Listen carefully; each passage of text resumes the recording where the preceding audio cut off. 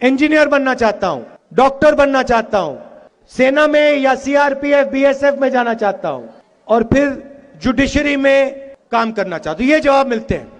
उसके बाद मैं पूछता हूं, बेटा पढ़ाई कितनी की? इंजीनियर बनना चाहते हो, इंजीनियरिंग पढ़ी? कहते हैं हां। कितना पैसा लगा? किसने दिया?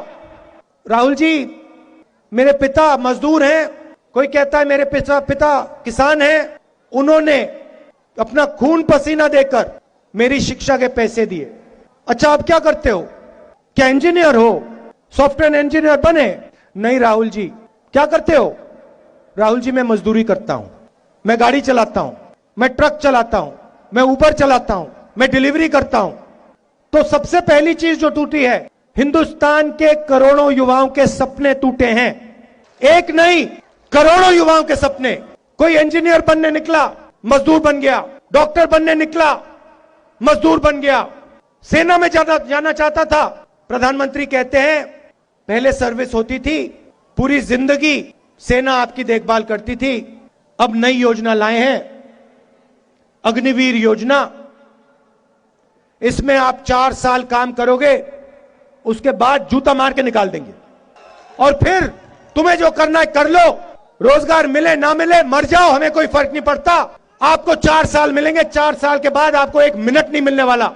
अच्छा भाई और बहनों, जो व्यक्ति बॉर्डर पे जाके करता है, जो देश को कहता है कि मैं इस देश को अपनी जिंदगी देना चाहता हूं, देश के लिए मैं गोली खाना चाहता हूं, क्या अग्निवीर योजना उसका अपमान नहीं है कि आपने उसे कहा हां गोली खाना चाहते हो, हां ठीक है गोली खाओ, मगर हम तुम्हें सिर्फ 4 साल देंगे, 5वां साल नहीं देंगे?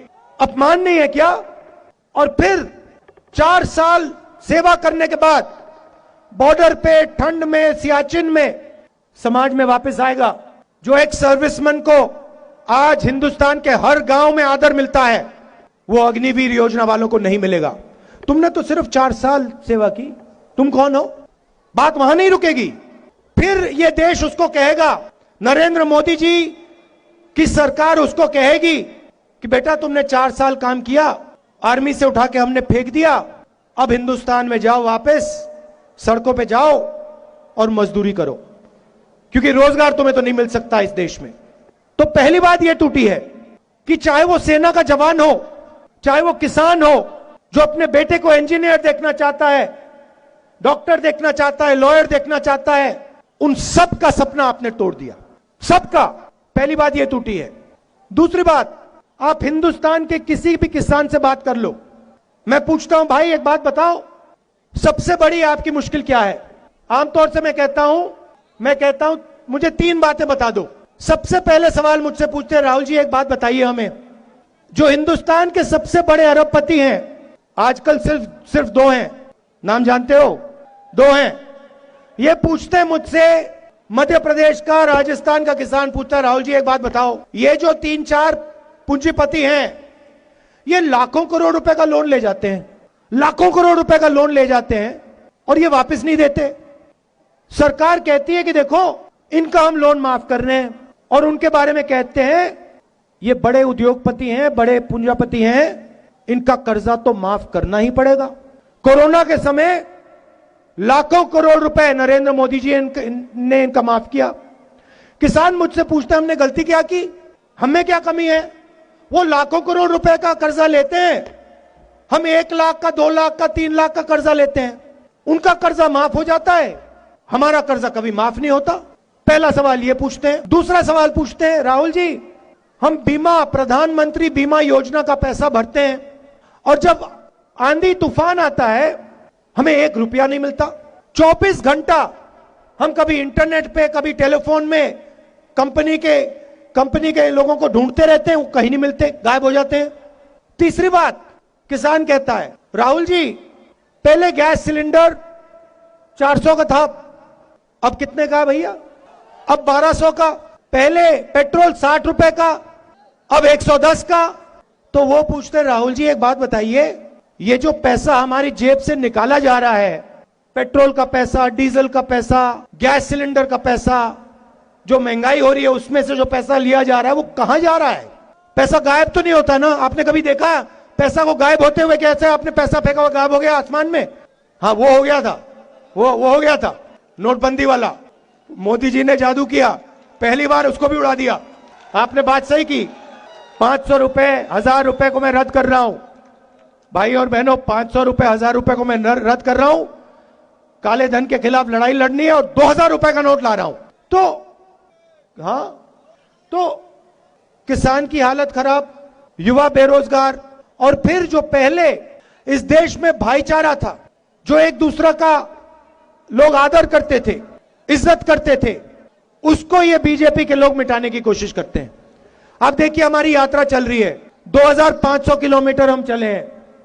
इस यात्रा में आपको हर जात के लोग दिखाई देंगे, हर धर्म के लोग दिखाई देंगे, बुजुर्ग लोग दिखेंगे, युवा दिखेंगे, 6 महीने 1 साल के बच्चे दिखेंगे।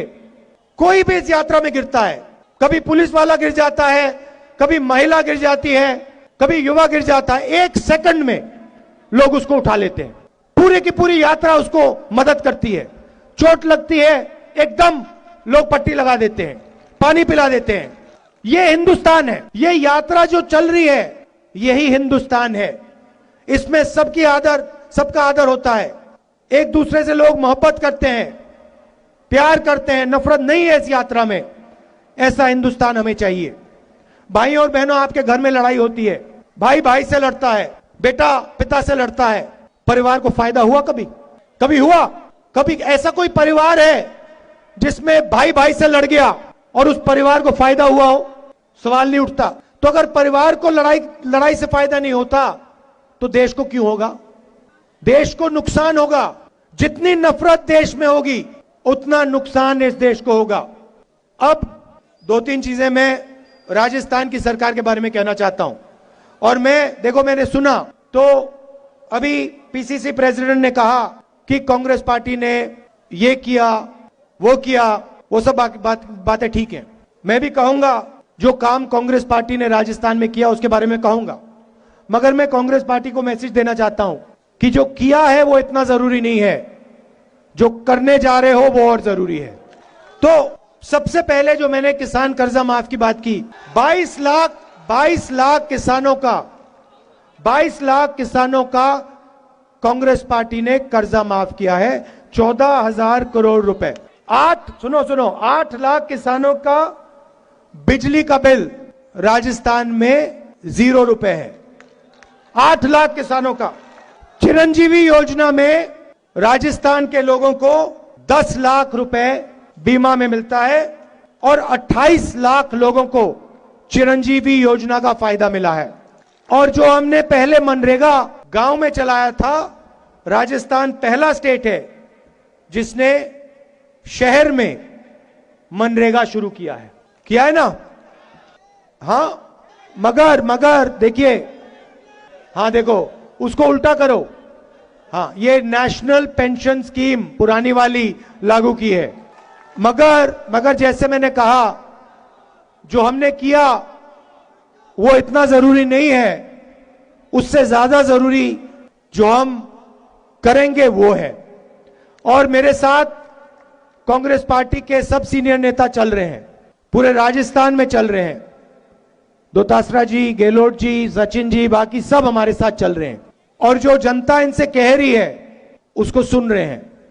तो मुझ में भरोसा है कि आने वाले समय में जो हमारी सरकार है, जो आपको जनता कह रही है, उस पर आप एक्शन लेंगे। और मैंने भी 2-3 चीजें तो मैंने गहलोत जी को कह दी हैं, मैं आपको बताऊंगा नहीं, मगर 2-3 चीजें मैंने कह दी हैं जो मुझे लगता है जरूरी है। तो अंत में अच्छा, एक और बात है, राजस्थान का कैनाल प्रोजेक्ट जिससे 13 डिस्ट्रिक्ट्स को पानी मिलता, सिंचाई का पानी, पीने का पानी। स्टेट गवर्नमेंट ने इस प्रोजेक्ट के लिए 9,500 करोड़ रुपए दिए हैं। मजे की बात सुनिए, प्रधानमंत्री ने यहां आकर, राजस्थान आकर 2 बार आश्वासन दिया कि वो इस प्रोजेक्ट को पूरा समर्थन देंगे और इसको नेशनल प्रोजेक्ट बना देंगे। 2 बार उन्होंने कहा। और अब जब स्टेट की सरकार अपना पैसा डाल रही है 9,500 करोड़ रुपए जब स्टेट की सरकार ने अपना पैसा डाला, तो प्रधानमंत्री और हिंदुस्तान की सरकार प्रोजेक्ट को रोकने की कोशिश कर रही है, आगे जाने नहीं दे रही है।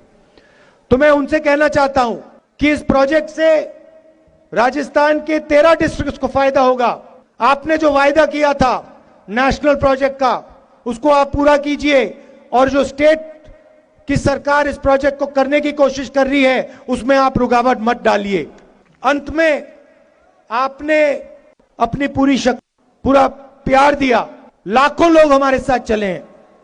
आमतौर से 6-7 घंटे चलने के बाद थकान होती है, मगर इस यात्रा में पहली बार 6-7 घंटे चलने के बाद किसी भी कांग्रेस नेता को थकान नहीं हो रही है।